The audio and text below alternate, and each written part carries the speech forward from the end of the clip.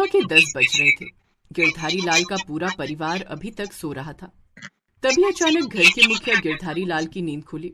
उन्होंने घड़ी देखी तो 10 बज रहे थे। अरे बाप रे, आज तो मेरे बेटे की शादी है। आज उठने में इतनी लेट कैसे हो गई? तभी गिरधारी लाल ने देखा कि उनके बगल में उनकी पत्नी लीलावती अभी तक सो रही थी। बाहर निकलकर देखा तो उसका बेटा भी सो रहा था। पहले तो गिरधारी लाल ने अपने बेटे को आवाज लगाई, अरे सोनू बेटा, उठ जा, 10 बज गए।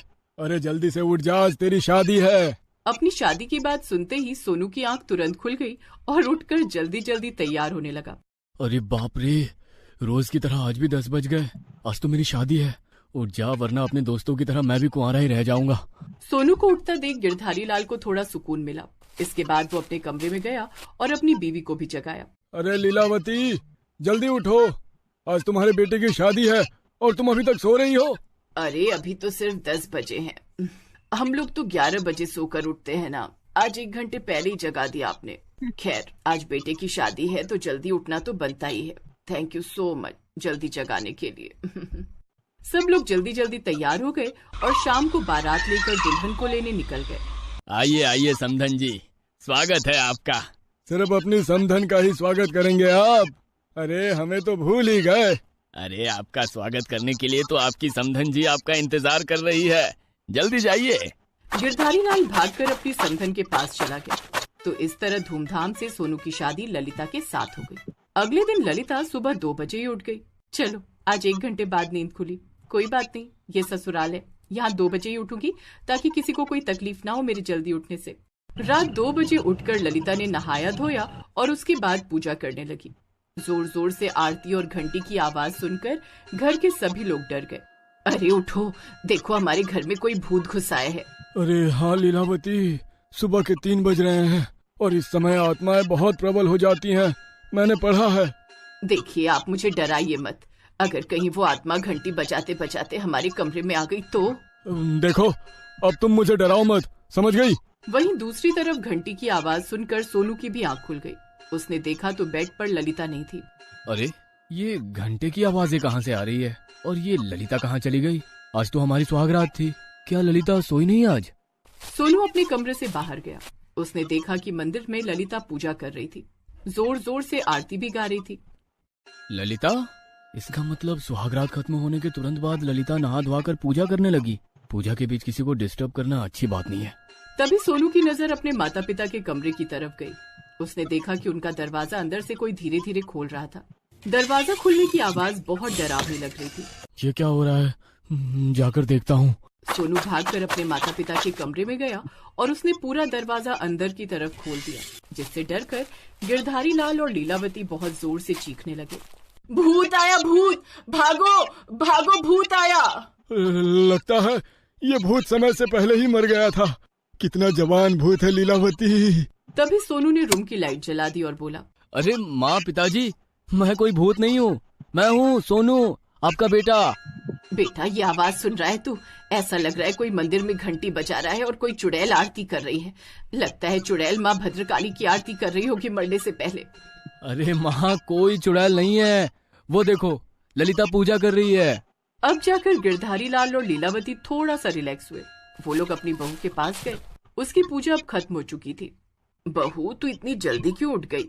सबसे पहले ललिता ने उन सभी को प्रसाद दिया। उसके बाद बोली, माँ बाबूजी, मुझे आज उठने में थोड़ा लेट हो गया है। मैं अपने घर में 1 बजे उठती थी, लेकिन आज मैं 2 बजे उठी हूँ। मेरी वजह से किसी को कोई तकलीफ ना हो, इसीलिए अपने ससुराल में मैं 2 बजे ही उठूंगी। आज मेरी पहली रसोई है, मैं जा रही हूँ खाना बनाने। 10 बजे सोकर उठने वाला परिवार अगर 3 बजे उठ जाए तो ये उसके लिए सुबह नहीं होती, बल्कि आधी रात होती है। खैर, ललिता किचन में जाकर खाना बनाने लगी। माँ, मैं तो सोने जा रहा हूँ, जब खाना बन जाए तो मुझे उठा देना। अरे चलो लीलावती, हम लोग भी सो जाते हैं, बहू को खाना बनाने दो। वो लोग सोने तो चले गए, लेकिन किचन में खटर पटर की आवाज किसी को भी सोने नहीं दे रही थी। खैर, 8 बजे तक सब लोग लेटे रहे क्योंकि नींद किसी को आ नहीं रही थी। उसके बाद सब लोग नहा धोकर खाने की टेबल पर आ गए। बहू, तुम्हारे हाथों में तो जादू है। थैंक यू बाबूजी। माँ जी, आपको खाना कैसा लगा? मैंने आप लोगों के लिए रसमलाई भी बनाई है। ये सब कुछ तो ठीक है बहू, लेकिन कल से तुम इतनी जल्दी नहीं उठोगी। अगर जल्दी उठने की आदत है तो 6 बजे उठ जाना, उसमें क्या प्रॉब्लम है? उस दिन तो ललिता कुछ नहीं बोली। आज मुंह दिखाई की रस्म थी तो सारे पड़ोसी उसके घर आए और ललिता को बहुत सारे गिफ्ट मिले। सभी ने ललिता की बहुत तारीफ की, लेकिन अगली सुबह जैसे ही 2 बजे फिर से मंदिर की घंटियों और आरती की आवाज ने पूरे घर को जगा दिया। अरे उठो, तुम्हारे खर्राटे बंद नहीं होते और बहू का सुबह 2 बजे उठना नहीं बंद होगा लगता है। अरे मुझे तो कोई प्रॉब्लम नहीं है इसमें। कल भी तुमने ही मुझे जगाया था और आज भी मैं आराम से खर्राटे लेकर सो रहा था, तुमने मुझे जगा दिया। वहीं दूसरी तरफ सोनू की भी नींद खुल गई। उसने बाहर आकर देखा तो ललिता आरती कर रही थी। लगता है आज ललिता को समझाना ही पड़ेगा। खैर, सोनू कान में रुई डालकर सो गया। लीलावती बाहर आई और आरती खत्म हो जाने के बाद उसने लीला को खूब डांटा। बहू, रोज सुबह 3 बजे तू यहाँ मंदिर में आरती करने लगती है। भगवान की वजह से मैं तुझे कुछ कह नहीं सकती, वरना ऐसी ऐसी गालियां सुनाती कि तू सुबह 2 की जगह दोपहर 2 बजे उठना शुरू कर देती। एक बार फिर ललिता ने कुछ नहीं कहा और उसे प्रसाद दे दिया। अब ये ललिता का रोज का काम हो गया। अब मैं क्या करूं? मेरी वजह से सबको प्रॉब्लम हो रही है, लेकिन मुझे 2 बजे के बाद नींद बिल्कुल नहीं आती। अगर 2 बजे के बाद मैं बिस्तर पर रही तो मेरी सांस फूलने लगती है। खैर, उसके घर वालों ने उसे बहुत समझाया, लेकिन वो नहीं मानी। ऐसा करते करते 6 महीने बीत गए। एक दिन परिवार के सभी लोग न्यूज देख रहे थे। शहर में एक नया चोर आया है जिसका नाम है पर्ची वाला चोर, और ये इतना खतरनाक है कि जिसके घर भी चोरी करनी होती है, एक दिन पहले घर के बाहर एक पर्ची चिपका देता है। उसमें लिख देता है कि आज चोरी तुम्हारे घर होगी। आज तक कभी ऐसा नहीं हुआ कि उसने जिसके घर पर पर्ची चिपकाई हो उसने उसके घर पर चोरी ना की हो। अपने देश में कई नई नई चीजें हमेशा ही आया करती है। जब मैं छोटा था तब एक बूढ़ी औरत खाना मांगने आई थी।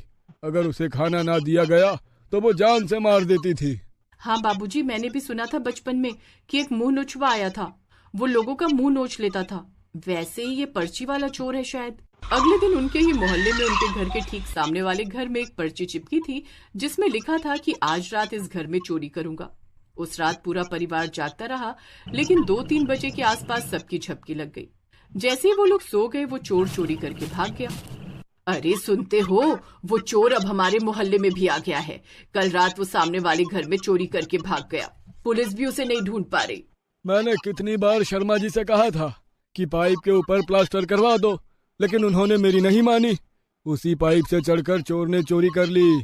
पर हमारे घर में ऐसा कुछ नहीं है। हमारे घर में वो एंटर ही नहीं कर सकता, कोई रास्ता ही नहीं है। अरे शुभ शुभ बोलिए, वो जिसके यहाँ पर्ची चिपकाता है सिर्फ उन्हीं के यहाँ चोरी करता है। हमारे यहाँ तो कोई पर्ची नहीं चिपकी। शाम को जब सोनू ऑफिस से घर लौटा तब उसने घर के बाहर देखा कि वही पर्ची चिपकी थी और उसमें लिखा था कि आज गिरधारी लाल के घर चोरी करूंगा। अरे ये क्या, उस पर्ची वाले चोर ने तो हमारे ही घर पे पर्ची चिपका दी। घर के सभी लोगों ने डिसाइड किया कि रात भर नहीं सोएंगे, लेकिन जो परिवार 11 बजे सोकर उठता हो वो भी कई सालों से, वो भला रात भर कैसे जाग सकता था। वो लोग बड़ी मुश्किल से 1 बजे तक जागते रहे और फिर वो लोग सो गए। लेकिन ललिता तो पहले ही सो चुकी थी, इसलिए उसकी अपने टाइम पर आंख खुल गई, यानी 2 बजे। सिर्फ नहा धो लेती हूँ और आज से मैं पूजा 6 बजे के बाद ही करूंगी, वरना सब लोग परेशान हो जाएंगे। ललिता नहा धोकर तैयार हो गई। उसके बाद उसने योग किया, फिर टीवी देखने लगी। ये सब करते करते करीब 3:30 बज चुके थे। तभी उसने देखा कि वो चोर सीढ़ी लगाकर उसके घर में चढ़ रहा था। अरे ये तो वही पर्ची वाला चोर है शायद। ये तो सीढ़ी लगाकर ऊपर ही आ रहा है। अगर मैं सबको जगाऊंगी तो सब लोग परेशान हो जाएंगे। वैसे भी मेरे जल्दी उठने से सबको दिक्कत होती है, मुझे ही कुछ करना होगा। चोर आधी सीढ़ी ही चढ़ पाया था कि तभी ललिता पीछे से आई और सीढ़ी को उसने गिरा दिया। गिरने की आवाज सुनकर पड़ोस के कुछ लोग वहां पर आ गए और चोर को पकड़ लिया। पड़ोसियों ने उसी समय पुलिस को बुलाया और चोर को पुलिस के हवाले कर दिया। बहू, हम सब तेरे जल्दी उठने की आदत से हमेशा परेशान रहते थे, लेकिन तेरी जल्दी उठने की उसी आदत ने आज हमारे घर चोरी होने से तो बचाया ही, साथ ही साथ चोर को भी पकड़वा दिया। इस तरह से ललिता की जल्दी उठने की आदत ने आने वाले कई घरों को चोरी होने से बचाया। चोर हमेशा के लिए पकड़ा भी गया। अब उनका परिवार ललिता से बहुत खुश रहने लगा और पूरे परिवार ने अब सुबह 3 बजे उठने की आदत डाल ली।